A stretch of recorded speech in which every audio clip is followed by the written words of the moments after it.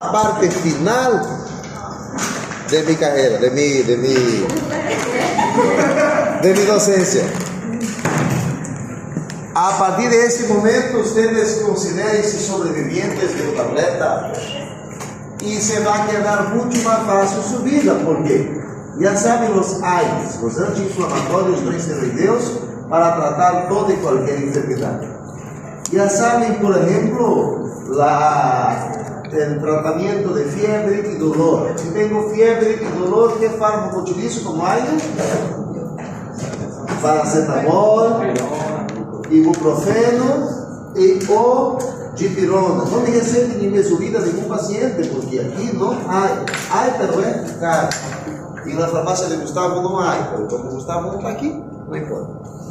Entonces, cuidado con dipirona, metamizol, o sea, paracetamol, dipirona y ibuprofeno. Son los tres fármacos que vão usar mucho a partir de ese momento conmigo. Se les passei algunos livros, como Aristide y como Goldman y Hillman, por el motivo que no hay en Aristide ese tema del día de hoy. Por ese motivo me lo van a estudiar por Goldman y Hillman. ¿Está bien? Capítulo 36 de Goldman y Hillman. Otra cosa, en el SUMI, siempre le va a ayudar mucho para entender los temas que vienen ahora por delante. Y como última información, acuérdense que las vías de administración de un fármaco son enteral, parenteral, tópica o inhalatoria. Cuando le das un fármaco por vía enteral, ese fármaco puede ser deglutido, puede ser tomado, tragado, y va a pasar por la parte de esófago, estómago, intestino, y la otra parte va a ir, y ese fármaco que has deglutido va a ir directamente a la parte de hígado para hacer metabolismo. Si le doy un fármaco por vía sublingual, ese fármaco no tiene que pasar por ese metabolismo hepático, porque son fármacos que ya están preparados. ¿Cuál era mi AINE representante de ese grupo de fármacos? Ketorolaco, ¿no? Y era fantástico porque para dolor funcionaba. Pero si tu paciente tenga dolor y fiebre, ¿sirve ketorolaco? No, para eso sería dipirona. Por lo tanto, me van a usar mucho de los tres fármacos que les mencionaba hace poco, antes que lleguen los chicos desaparecidos y las chicas también. Vía oral, muchos de los fármacos van a utilizar a partir de ese momento conmigo. Segundo, por vía parenteral, las utilizaciones de endovenosa e intramuscular se vão tornar mais importantes, porque quando vou dar um fármaco a um paciente, em esse caso, por exemplo, por diarreia, às vezes não vai poder usar um fármaco por via oral. Tenho que, de alguma forma ou outra, fazer combinações entre via oral, via parenteral, e aí poner em vena ou em el bumbum. Vocês seguem Santa Cruz é assim? Conhecem a página Santa Cruz é assim? Não. Eu sigo, em Instagram. Em Santa Cruz é assim. Sim. Sim. Já? Puso uma chica estava tentando poner medicamento em seu amiguito, que estava de ressaca. E a primeira coisa que a chica hizo foi agarrar o bracito do paciente, assim, para poner um fármaco venoso. É assim que se põe. Uma, gira, dos, gira, e se quiera na terceira. Não lo haga isso, porque isso é chancho, grosseiro. Ele está contaminando. Hasta aí, se faltou a la casa de decepção. Lo que me dio ganas de saltarme de uma lechuga foi quando he visto que ele canalizou acá. Onde eles ensinam a canalizar? Aqui ou aqui, não? Ustedes nunca viram que passei endovenoso com vocês, você? Não. Pero insultou uma dele assim, porque a chica que estava foi minha aluna. Insultaram assim, né? Então, se não me canalicem aqui o paciente, se vai passar suero, para cá, para isso estão. Essa aqui é para flojos que não conseguem pilhar em nenhum lugar ou vão sacar uma estressada. A dica foi a doutora. Isso ela vai se já colocar lá. E Ya. Vamos a hablar entonces sobre esas técnicas, doctora, porque tiene que reforzar.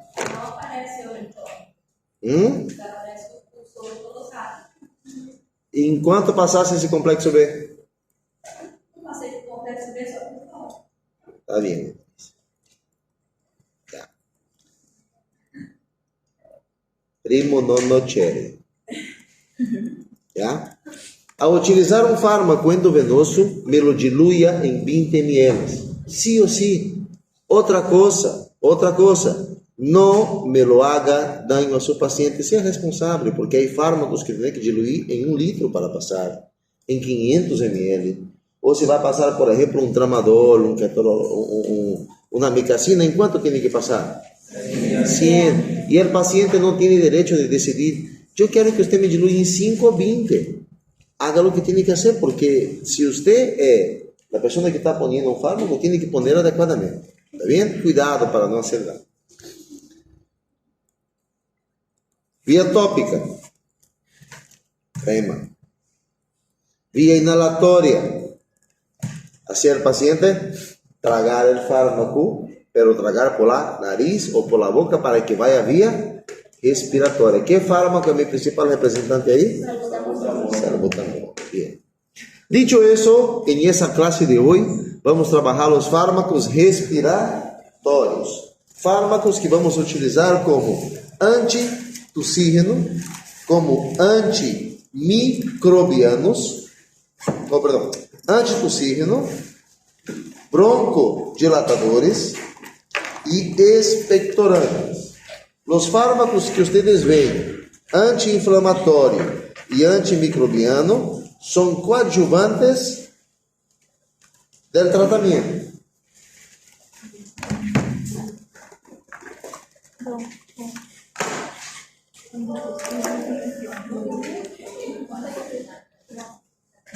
Ahora sí.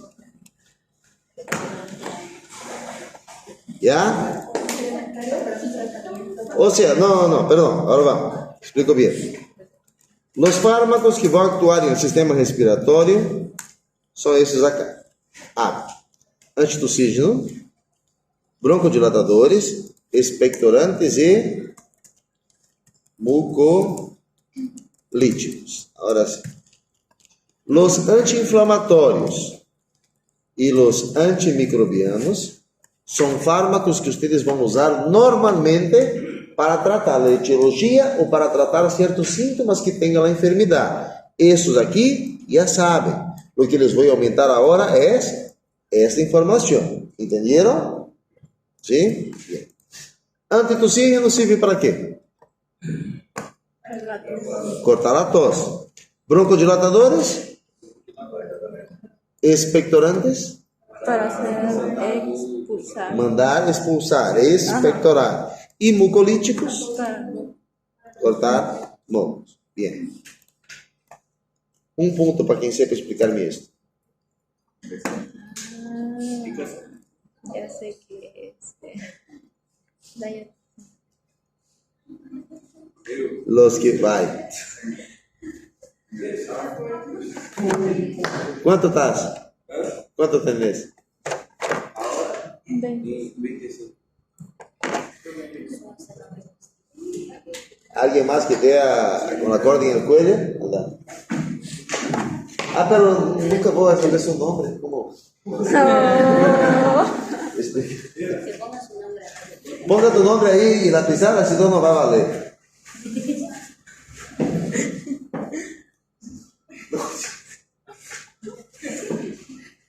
Doctor, le hizo caso. Sí, ya, está bien.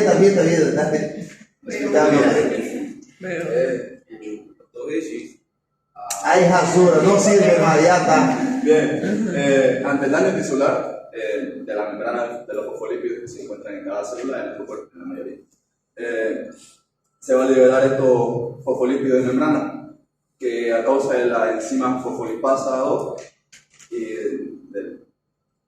va a pasar de la fosfolipasa 2 va a llegar al ciclo del ácido araquidónico, a la lactosa 1 y glucosa. destruir la célula, la fosfolipasa va a estar ahí, o sea, fosfolípidos van a estar ahí, la fosfolipasa viene para degradar, y al degradar eso produce ácido araquidónico. Bien. El ácido araquidónico puede sufrir acción de 3 enzimas. ¿Cuáles y por qué? ¿Qué hace? Bueno, el ácido araquidónico puede sufrir acción, puede ser metabolizado por 3 enzimas. La COX-1, que es un factor de reacción, y el COX-2, que es un factor coadyuvante, y a la lipoxigenasa, que va a llamar a los leucotrienos, va a reclutar linfocitos. Sí.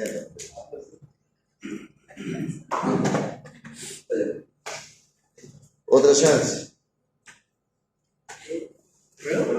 Va. Él quiere. Subí. No, yo no.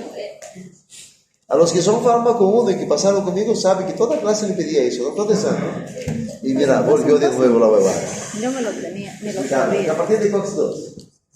Primero, cuando hay un daño tisular o cualquier tejido, se hace un ciclo de reparo. Eso activa los canales de fosfolipasa de la membrana a través de los canales de calcio que activan la fosfolipasa 2. Eso hará que el ácido araquidónico va a pasar 3 fases. La COX-1, que nos ayudará en lo siguiente, la mucosa gástrica. La mucosa gástrica nos ayuda a digerir alimentos ya que protege nuestros propios tejidos. El mismo ácido gástrico que nos ayuda a digerir y a absorber las vitaminas y minerales que tenemos. También las plaquetas. La función de las plaquetas como los vasos sanguíneos es transportar la sangre y reparar cualquier tejido dañado o para también taponar o coagular. Está complicante. Ya, la COX-2. Se está ganando sus puntos. La prostaglandina o la proinflamatoria cuando nos golpeamos o nos hacemos chichón, esa parte de ese tejido se va a inflamar. Por eso va a haber, creo que se decía el pentagrama de Sets, algo así. Que va a pasar el dolor, el rubor, el calor, el tumor y la pérdida de la función. Es por eso que mayormente está inflamado ese tejido, o chichón, como se pueda decir. Ahí está el trastorno A2, que va a ser la vasoconstricción. Digamos, cuando hay un corte, lo que sea, va en lugar de vasodilatar, se va a vasocontraer para que no haya una pérdida de sangre y empieza a hacer la función de reparación. Dale, sí. Un punto a cada uno por valiente. Los cobardes no se ganan nada. Ay, doctor. Uno y uno, a ver qué puede, ¿ya? Cuando hablo, por ejemplo, de la cascada del ácido araquidónico, acuérdense que toda vez que hay rubor, calor, tumor, dolor, impotencia funcional, para solucionar eso, para calmar fiebre, dolor de alguna molestia, que le doy AINES. Los AINES anti-inflamatórios no esteroideos actúan bloqueando la COX-1 y la COX-2. Si tengo un paciente con fiebre, ¿qué le voy a dar? Paracetamol. Al bloquear esto y esto, no hay eso. Pero hay que tener cuidado que cuando le das un fármaco como aspirina, como diclofenaco, como todos los AINES, por así decir, al bloquear la 1 y la 2, puede ser que usted no tenga eso, protección para la mucosa gástrica. Aquí tengo esófago, estómago, ¿ve cómo tengo el orate de burro? Y acá está el moco que va a proteger la mucosa gástrica del ácido clorhídrico. Si le das un AINE, COX-2 y COX-1, por más de 7 días, lo que va a pasar es que va a romperse y el paciente llega con una úlcera péptica perforada. Cuidado con eso. Pero doctor, ¿por qué me está explicando eso? Porque si tengo una inflamación muy fuerte, debo ir a un fármaco que es más potente anti-inflamatorio. ¿Qué fármaco estoy hablando?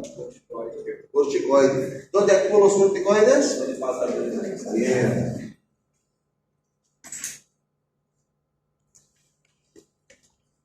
Los corticoides. Y ahí, ¿quién no fue mi alumno? No pasó corticoides todavía. ¿Porque su paciente fue mal? No, porque corticoides es tema de fármaco 2. Entonces, atención, esos fármacos de tercero parcial, ustedes deben buscar los corticoides. Y ya para adelantar, me vão buscar hidrocorticoides. zona y dexametasona.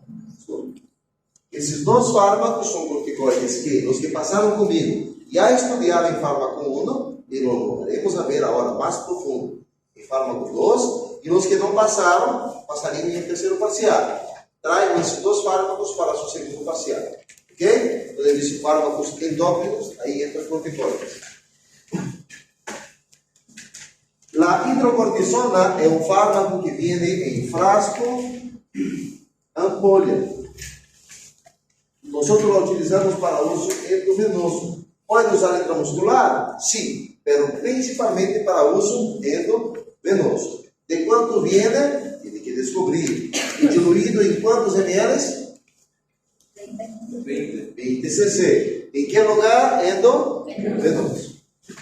Para que serve a hidrocortisona? O que ventaja há com ela? Ela é usa de oração. Ela é ação rápida. É um corticoide de ação rápida. Significa que para dolor, para inflamações graves, ou em especial para reações alérgicas moderadas e graves, a hidrocortisona seria fantástico para poder utilizar. E se tenho a dexametasona, onde vou poner? Intramuscular. Pode poner endovenoso? Sim, mas maiormente utilizamos intramuscular. Primo da Noceri, que passa se le pongo a dexametasona endovenoso, diluído em 10 ml no mar? Hã? Não somente Flevivir. Tampoco.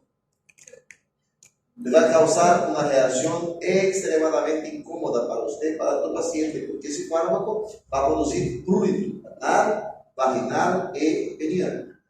Que produz picação em pênis, vagina e ano. Por isso, se tienes que passar um fármaco como a dexametasona endovenoso, perfeito, não é problema. E se não quer passar em 20, diluí-lo e passá-lo bem lentamente, não como se fuera um pé. Tá? Cuidado. Em relação a los AINES, por si acaso, quais eram os 3 AINES que vamos utilizar agora, Víctor? Quais são os 3 AINES desse paciente? Roda? Gustavo? Quem mais que chegaram tarde? Ayúdenme a buscá-los.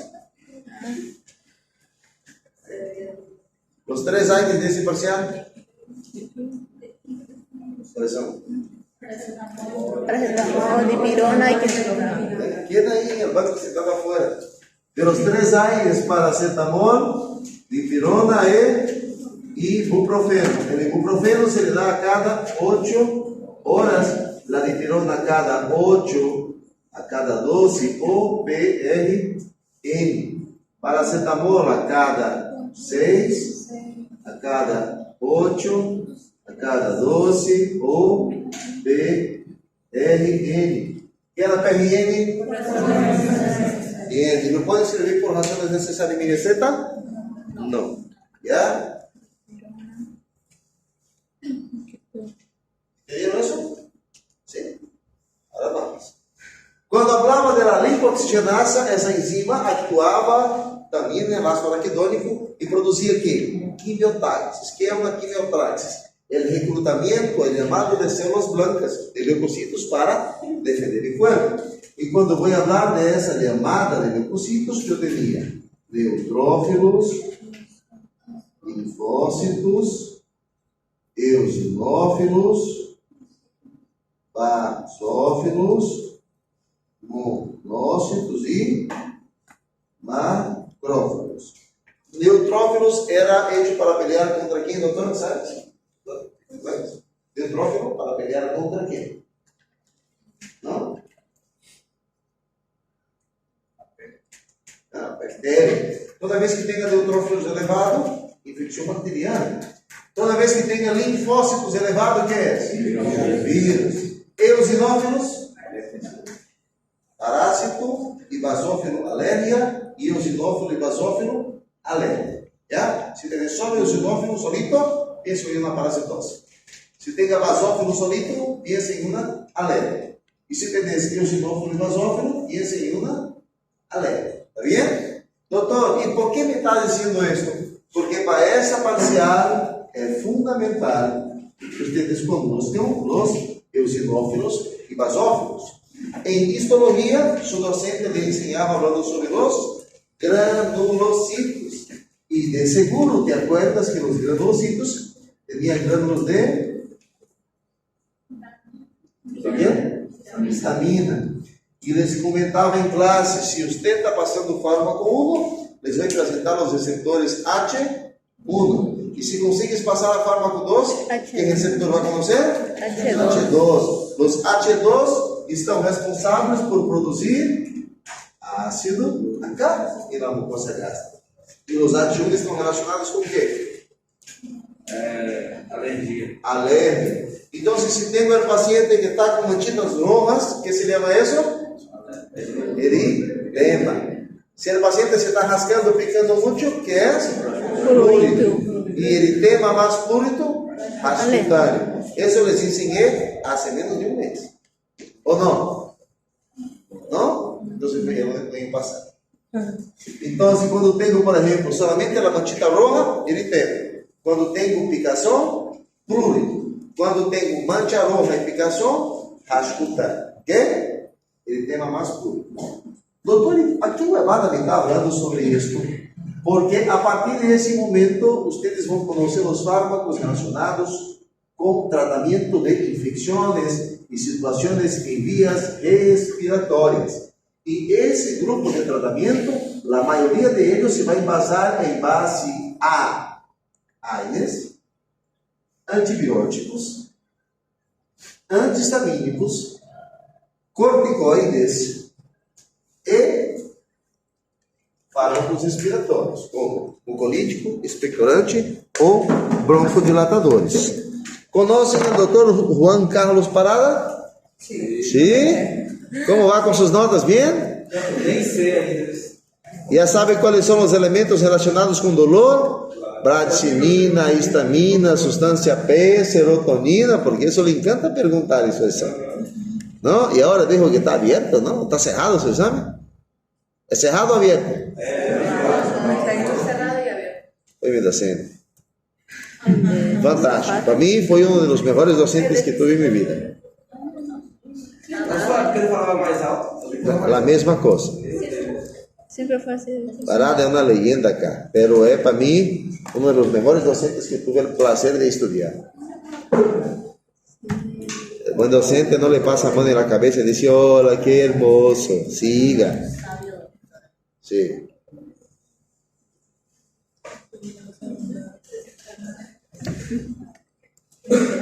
Apagar la luz, porfa, los que quieran dormir ya se van a dormir ya de una vez. Solo uno.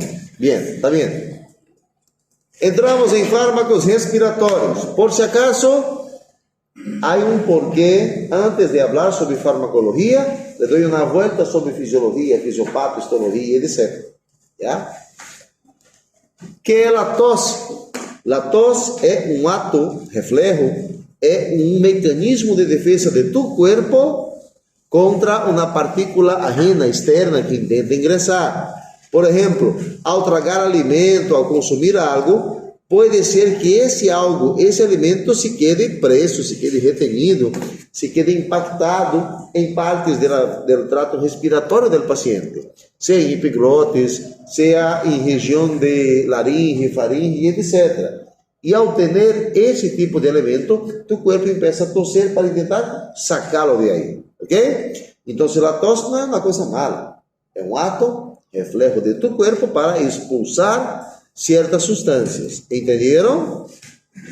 La tos tiene tipos. Yo puedo tener tipos de tos seca y tipo de tos húmeda. ¿Ok? Después le voy a decir de qué me estoy riendo. Tengo tos seca y tengo tos húmeda. Cuando voy a hablar, por ejemplo, una tos seca, es un paciente que está tosiendo, no así, no, pero no hay nada. Por ejemplo, ¿es seca o húmeda? ¿Ya? Y si ustedes revisen mi cavidad oral, ¿hay moco? Y si hay, ¿es seca o húmeda? Es húmeda. Una tos seca, le llamamos seca o irritativa. Imagínense que ustedes no fuman y pasan en un ambiente y el que está fumando, el loco, te evapora directamente todo el cigarrillo en su cara. ¿Qué le va a producir? Tos Seca. seca. ¿Por qué? De tipo irritativa. ¿Asistieron Grey's Anatomy? Sí. ¿Cómo se llama pues la chica esa que tenía el pelo rojo y era mujer de Jackson Avery? Eso se acuerda, ¿no? Mediante, pero la fisiopatología del dolor, ¿sabe Dios qué? Yo me acuerdo de ella. Yo no me acuerdo. April Kempner, ya. Ella estaba de turno en el hospital en temporada 5, capítulo 8. Y a las horas 5 del minuto tanto, me llega un paciente como víctima de un filme y eso porque eso es importante. Estoy hablando de mujeres, pero es importante. A la hora tanto, ese paciente empieza a llegaron pacientes que habían sido víctimas de un accidente, de un incendio, ¿no? Y April, distraída, sin hacer nada, no revisa la cavidad oral de ese paciente. Pasa la hora y la paciente se muere. ¿Por qué se murió? Porque ese humo que fue inhalado acabó produciendo una intoxicación, produjo lesiones quemaduras en parte de mucosa oral de ese paciente. ¿Entendieron? Y esas quemaduras en la mucosa oral del paciente no le dieron tiempo para intubar después. ¿Me entendieron eso? Ya, pero antes de morir, ¿qué reacción tenía la paciente? Tos. Y una tos húmeda o seca. Seca. Al inicio sería seca porque era de tipo irritativa, pero cuando empieza a tener edematización de glotis ahí, puede ser que tenga un poco de humedad. ¿Me entendieron? Sí. Entonces la tos puede ser que sea seca y si me junta boca de seca se transforma en húmeda. ¿Me entendieron? ¿Ya? Otra cosa, existen varios tipos de tos, con sangre, con flema, con varios tipos de agentes causales que pueden estar ahí. ¿Está bien? Bien, tos. Le voy a subir ese video. Segunda cosa. ¿Ustedes escucharon las noticias hoy? ¿Hoy? Hoy, ¿no? Hoy no. Hoy va a venir al sur. Va a hacer frío en la noche. Abríguense, por si acaso. Eso sí, ¿no? Ya. Después está todo el mundo ahí sin camisa, paseando con su polerita en la calle. Pum, después está desfriado.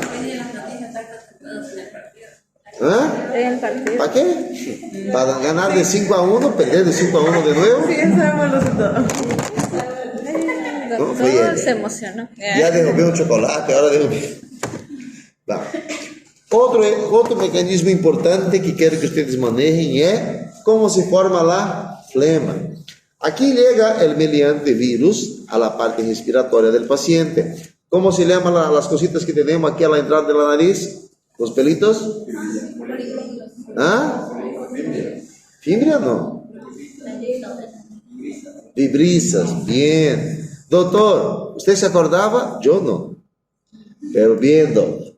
Los pelitos de la nariz, o esto que dijo el doctor, ¿ya? Uno se va olvidando, por si acaso. Las vibrisas de la nariz. Esos pelitos de la nariz son primero un mecanismo de defensa que ustedes van a tener para evitar con que el moco o con que el virus, la partícula que está veniendo pueda ingresar a cavidad oral. ¿Entendieron? A nasal. Entonces, bien, el virus viene y esto va a intentar quedar retenido ahí. Miren qué cara más hermosa de ese virus. Si el virus consigue pasar, entonces su mecanismo de defensa 2 es el moco. Entonces, el moco que sale por la nariz no es solamente cuando usted está resfriado. En cualquier momento hay producción de moco. ¿Quién favorece la producción de moco? Histamina y las células de la mucosa. ¿Entendieron? No es porque usted no está con moco saliendo que usted no tiene producción. Tiene, pero ese moco es absorbido por tu propio cuerpo. Va a la parte digestiva y etc. 24/7 trabaja las células mucosas. Ahora vamos. Me va a seguir. Y existe un mecanismo de defensa que se llama mucociliar. Entonces, primero era pelitos de la nariz. El segundo... Primero era pelitos de la nariz, el segundo era el sistema mucociliar, y era el moco, y tercero sistema mucociliar. ¿Cómo funciona? Fíjense acá. Ustedes tienen epitelio ciliar en la parte respiratoria y tienen el moco que usted produjo. De abajo hacia arriba, en especie de barrido, Él lo lleva todo el moco que usted tiene hacia afuera. Entonces, digamos que el virus consiguió pasar de aquí y llegó a la parte digestiva, a la parte respiratoria inferior. Ese moco me va a agarrar todo el virus y le va hacia afuera. Virus, polen, todas las sustancias que usted ingiere. ¿Me entendieron? ¿Sí? Fíjense que ele é muito mais aquoso do que mucoso. Isso possibilita que seja fácil com que o epitélio mucociliar lo leve hacia afuera. ¿Está bien? Lo que pasa es que usted decidió en el día de frío salir por ahí y tomar 5 helados de vaca fría todavía. Entonces, ¿qué pasó? Toda esa descarga de elementos fríos se le ha congelado literalmente o ha neutralizado ese epitélio mucociliar. Y por hacer esto, en vez de hacer un barrido adecuado, hace algo más lento. Y por hacer algo más lento, anda a tomar un café, despertar. Y por hacer algo más lento, recuperar en la práctica sí o sí, reforzar. Por hacer algo más lento, eso permite, acaba haciendo o acaba ocasionando que ese paciente, ese moco lleno de virus y partículas, llegue a la parte respiratoria inferior. ¿Y qué me va a producir? Neumonías. ¿Me entendieron eso? ¿Sí? Ese video, cómo se forma el moco y las patologías que van a estar ahí, le voy a subir también a la plataforma. ¿Está bien? No sean así, estén así, activos. Todo eso son conocimientos que deberían traer desde fisiología. Formación 3. Siempre que su docente le pase un tema que ustedes no consiguen entender, incluso si sea toxoplasmose o choque séptico o infecciones en los vecinos, vayan a esa página. En YouTube, ponga núcleos, tracito y la patología. Eso le va a ayudar mucho. Yo, por ejemplo, como docente, lo utilizo mucho esa página como fuente de información. Le pongo núcleos en YouTube, tracito, diabetes. Pum. Y me sale un video fantástico de 5 o 10 minutos hablando todo lo que necesito saber, mínimo, sobre diabetes. ¿Me entienden? Vamos a buscar ese, igual le voy a subir, que habla sobre asma. Hablando que yo tengo la parte de tráquea, bronquios, bronquiolos, alvéolos, y todo eso está relacionado con capilares y alvéolos. Ese espacio entre capilar y alvéolo é esse de aqui, não que é a membrana respiratória, mide 1 micra. Não le voy a perguntar isso, por si acaso. Pero aqui é onde ocorre a hematose, o intercâmbio de alvéolo capilar. Em processos respiratórios com moco, com afecções do pulmão, pode ser que esse espaço esteja maior, mais lejano. E isso vai fazer com que o paciente não receba oxígeno adequadamente. Então, o que temos que fazer é buscar uma forma de que esse moco não quede aí, porque me vai produzir dano ao paciente. ¿Está bem? Seguimos. Aqui existe algo chamado asma. Fíjense, o brônquio normal y un bronco con asma. Y el asma tiene bronco normal, bronco con asma. La asma es una hiperactividad bronquial. ¿Qué fármaco le daría cuando el bronco está apertado? Glutamol. ¿Yeah? Broncodilatador. Broncodilatador, salbutamol. Y hay algunas situaciones que aparte de inflamado, te produce un moco más espeso. ¿Qué fármaco le daría? En ese caso, no. Tampoco. ¿Quién está produciendo ese moco? Ese moco está producido por una liberación de histamina que está relacionado con la asma. ¿Qué le das? Podría ser, pero ahí ya está hecho el daño. Corticoide. Por eso en asma, ustedes van a ver que se utiliza mucho la dexametasona, la hidrocortisona en emergencia y la prednisona o metilprednisona para evitar una nueva crisis. Todo eso vamos a hablar en esta semana. ¿Está bien? Y ese video, que si fuese alumno mío de Fármaco 1, seguramente se acuerda de la histamina, amigo o inimigo. cómo funciona todo el proceso de alergia, porque la histamina tiene importancia en el cuerpo de nosotros. Sin ella no vamos a pasar mal. Quiero que lo revisen también. Otro sobre tuberculosis, bla, bla, bla, bla, bla. ¿Hasta qué hora es su clase? Hasta las 8 de la noche, ¿no? ¿No? Bien. Grupo B1 me vuelve a las 16:05. Y grupo B2 a las 17:25. ¿Ok? Ojo. Atención.